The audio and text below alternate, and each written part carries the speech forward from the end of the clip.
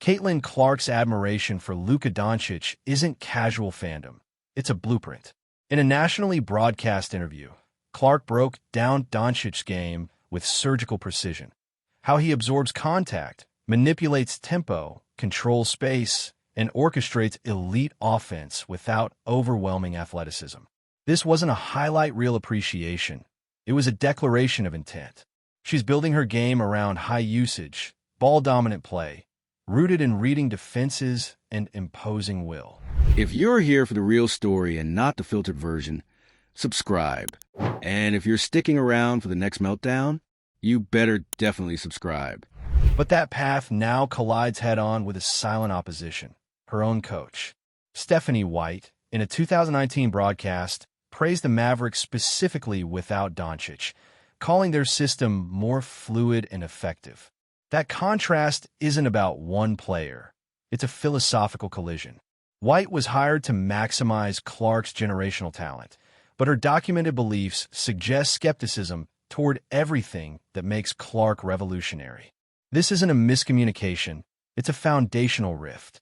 White champions a motion-heavy, low-usage offense that inherently resists the superstar centrality Clark needs to develop the skills she's pursuing. And this isn't just a coaching challenge, it's a franchise-level reckoning. Clark's style has driven record attendance, ratings, and merchandise sales. Diluting her game for balance risks not only stagnating her development, but undoing the Fever's transformation into the league's hottest ticket.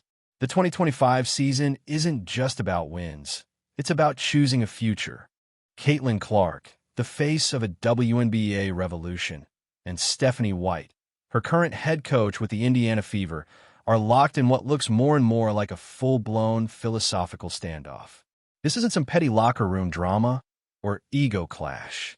This is a tectonic collision of basketball ideologies, where one side believes the future of the game lies in star power, usage rate, and dominance, and the other believes in balanced touches, system purity, and the illusion of equal opportunity. At the heart of this divide, Luka Dončić, or more accurately, what Luka represents. See, Caitlin Clark didn't just casually drop Luka's name in an interview. She broke down his game like a seasoned analyst dissecting an art piece. She pointed to his ability to absorb contact, to manipulate defenders with pace rather than speed, to control entire half-court sets like a maestro. For Clark, Luka isn't just a player. He's a blueprint, a model for how to dominate elite basketball, not with freakish athleticism, but with technical mastery, spatial IQ, and fearless control. That's the lane Clark wants to carve out.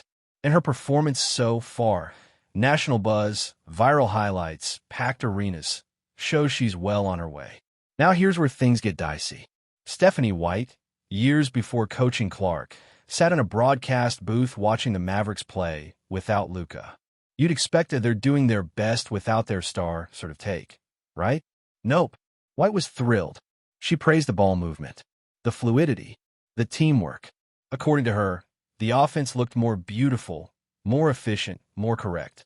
The implication was loud and clear. A Luka-led offense, while explosive, doesn't align with what she sees as ideal basketball. This isn't about a one-off quote. It's not a slip of the tongue or something set out of context. This is the basketball equivalent of a manifesto. White wasn't just commenting on a game. She was showing her cards. Her vision of the sport runs counter to the very foundation of Clark's approach. That's not a disagreement. That's a structural incompatibility. Now fast forward to the Indiana Fever's current reality. Clark, a once-in-a-generation talent, is being coached by someone who fundamentally doesn't believe in the style that made her famous. The Fever didn't just draft a player. They built a franchise, a marketing campaign, a movement around Clark's skill set. She's not just a star. She's the reason attendance is up, the reason the Fever are on national broadcasts, the reason you're watching highlights from a team that spent years in the WNBA basement. And yet, the system being built around her seems to be quietly at odds with everything that makes her special. Let's talk usage rate. Let's talk offensive freedom. Let's talk about the fact that Clark's game thrives on having the ball, on dictating tempo, on seeing the floor from the top of the key with options swirling around her. You don't develop Luka-like manipulation skills by being one of 5 interchangeable cogs. You need reps. You need possession. You need to own the offense. But if White decides to prioritize movement-heavy sets, where touches are distributed and no single player dominates the flow, then Clark is suddenly reduced to what? A spot-up shooter? A decoy in a motion offense? That's not just limiting her, it's wasting her. And it's not just theoretical. There's a long history of coaching mismatches like this. Think NFL teams hiring coordinators who flatter their star quarterbacks in the interview process, only to install schemes that completely undermine their strengths. A West Coast guy forced into a run-heavy system. A mobile QB told to become a pocket passer. It never ends well. So what's the risk here? It's not just that Clark might have fewer highlights. It's that her entire development path, the one she laid out explicitly by referencing Luka's game, is derailed. Mastering Dončić-style control doesn't come from being one of 5. It comes from dominating possessions, from experimenting, from failing and recalibrating in real time. Every system that de-emphasizes that freedom chips away at her ceiling. And here's the kicker. White isn't just experimenting with a system she prefers. She's bringing in a worldview. Decades of playing, coaching, and broadcasting have shaped her into someone who sees elite basketball through a specific lens. In her mind, balance equals beauty. Ball movement equals intelligence. Low usage equals humility. There's nothing wrong with that, unless your franchise cornerstone is literally the antithesis of that model. The stakes? Let's be blunt. The Fever could ruin the most valuable asset in the history of the WNBA. If they fail to maximize Clark, they're not just disappointing fans. They're actively throwing away a once-in-a-lifetime opportunity. The league has never seen this level of buzz. Packed arenas, sky-high merchandise sales, ratings that rival men's games.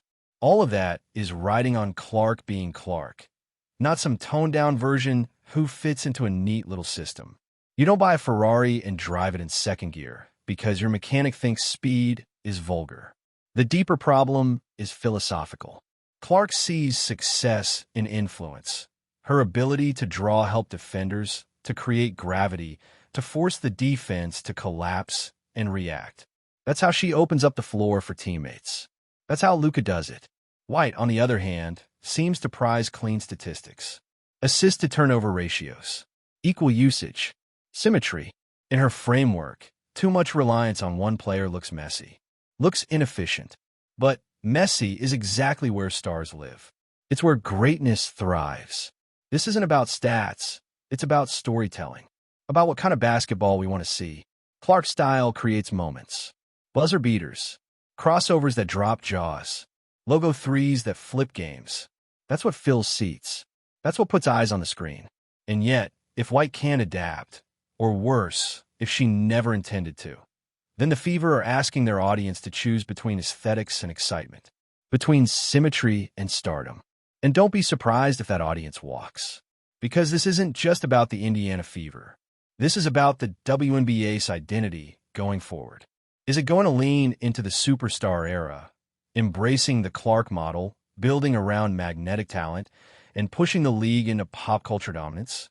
Or is it going to cling to egalitarianism, to the idea that no one player is bigger than the system, even when the data and the fans say otherwise? Let's be clear. You can't plug Caitlin Clark into a Dončić-less Mavericks blueprint and expect success. She's not a piece to be integrated. She's the damn engine. And trying to retrofit her into a team model built for role players? That's not just tactically misguided. It's organizational malpractice. It's also bad math. Clark has already turned the Fever from a lottery team into a playoff contender. Her presence alone changes the geometry of the court. Opponents build game plans around her. Broadcasters follow her. Fans show up for her. She's doing exactly what she promised, and the numbers prove it. So the question becomes, why on earth would you downshift now? If White continues down this path, less usage, more system, reduced late-game autonomy, then don't be shocked when Clark's development stalls, when the highlights get shorter, when the attendance dips, when the WNBA misses its window to capitalize on a generational star because one coach decided a beautiful offense had to look a certain way. At some point, the Fever will have to decide, are they building around Caitlin Clark? Or are they forcing her to fit a mold that was never meant for her? Let us know what you think. Is this just growing pains between a rookie and a veteran coach, or a deeper, irreconcilable clash of basketball visions? Drop your thoughts in the comments. Hit that like button if you're riding the Clark train, and don't forget to subscribe for more deep dives into the wild, chaotic world of sports drama. This is just the beginning.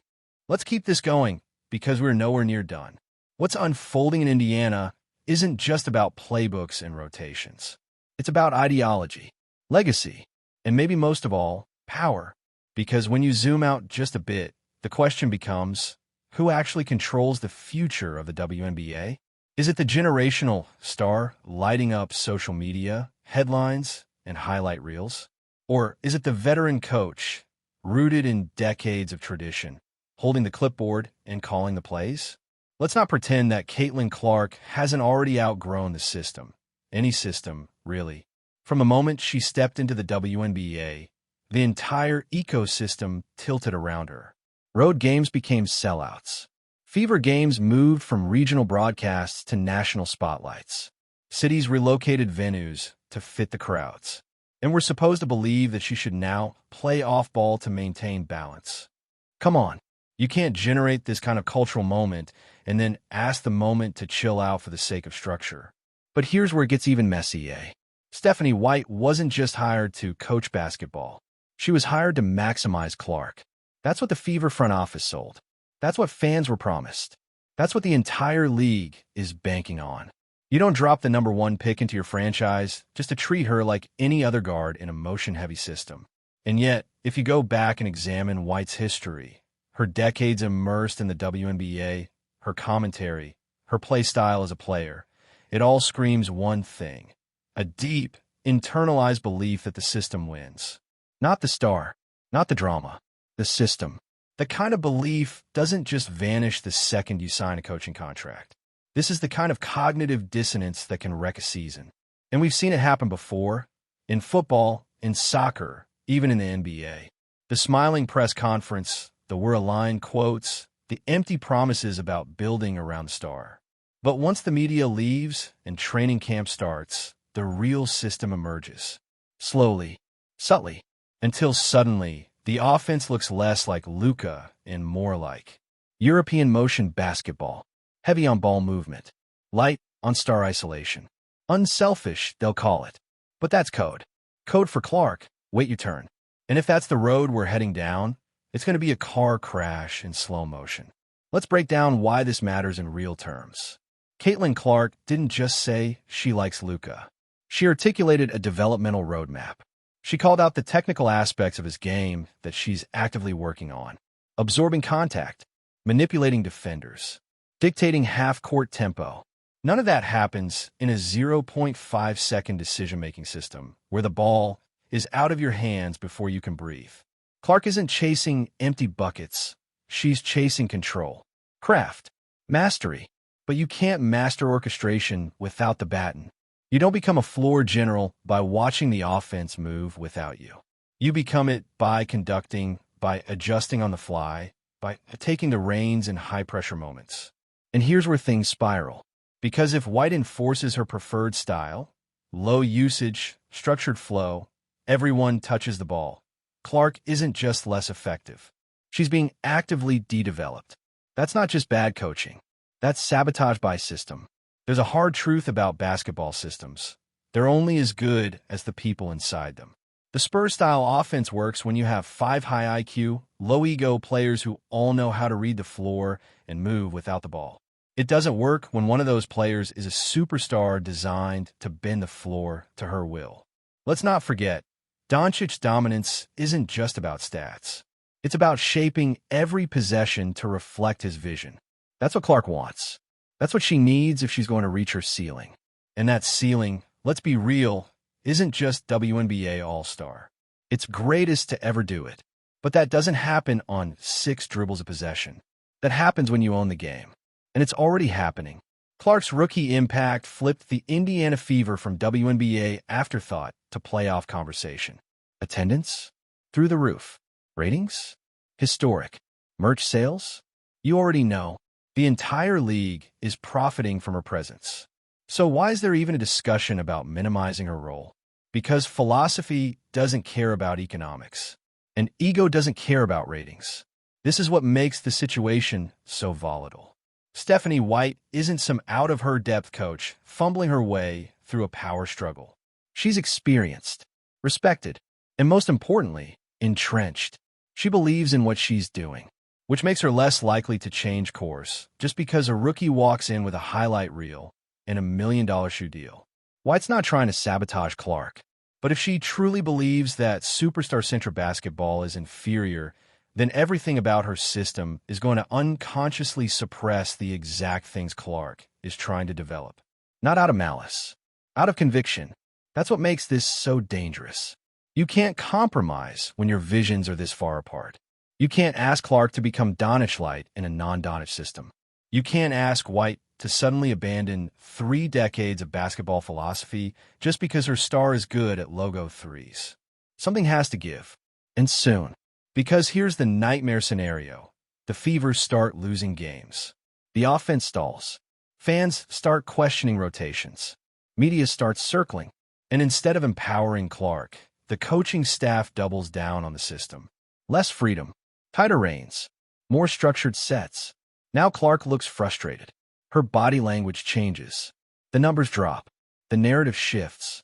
Now it's, is Clark overrated? Instead of, why won't they let Clark cook? And just like that, the most exciting player in women's basketball is caught in the crossfire of a culture war she never signed up for. Let's not pretend this isn't possible. The warning signs are already there. A coach who publicly praised Luka-less Mavericks basketball. A superstar whose entire game is built around the Luka model. A franchise that tried to blend the two and hope for the best. That's not a strategy. That's a collision course.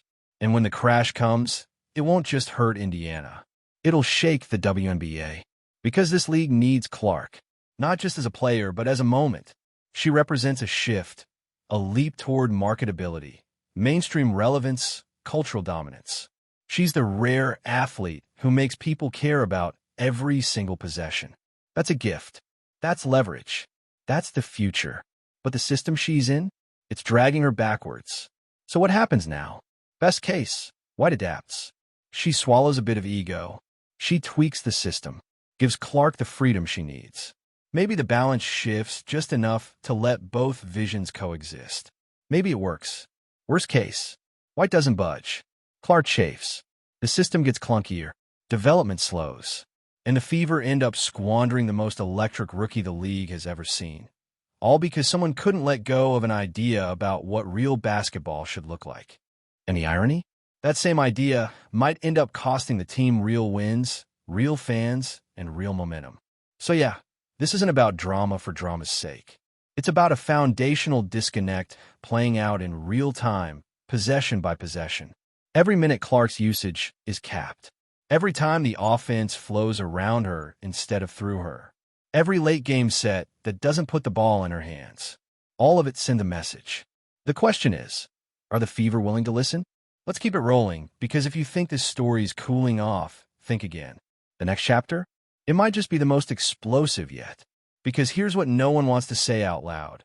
When you have this much misalignment at the ideological level, it never stays quiet for long.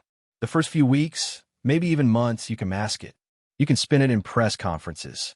Say things like, we're just learning each other, or we're building chemistry. But underneath that corporate PR gloss, the tension is still pulsing. And eventually, that tension leaks. Not in full-blown public outbursts. This isn't a soap opera. But in subtle moments. A frustrated glare after getting subbed out early. A heat check that turns into a benching. A post-game quote about trusting the system that sounds a little too forced. Then it escalates. Because if the losses pile up, if Clark's shot attempts dip while the system keeps churning out clunky possessions and missed opportunities, that pressure cooker starts hissing. Fans get louder. Commentators ask questions. Highlight reels get shorter. And suddenly, the very thing that made Clark unmissable starts to fade under layers of strategic caution. It's not hard to see where that leads. We've seen this movie in other leagues. A coach hires an under one premise. We're building around you, only to later reveal their true colors. And by the time the player realizes what's happening, they're locked into a system that doesn't serve them. Except this isn't just any player. This is Caitlin Clark, the player who drew sellouts on the road. The player who turned regular season games into national events. The player who made non-WNBA fans sit up and start watching. That's not just hype. That's leverage.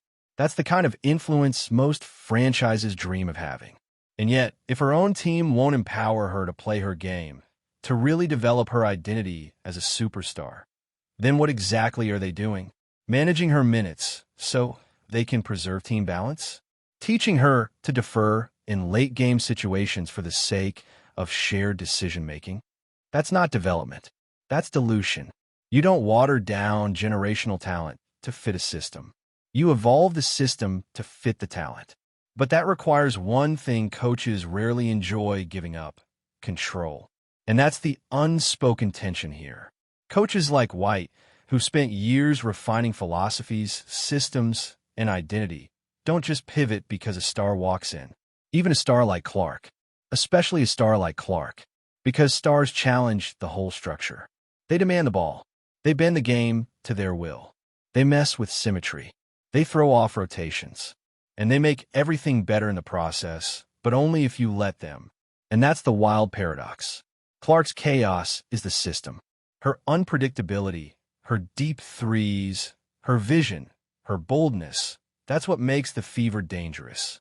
That's what makes them marketable. That's what made the WNBA summer feel like an event.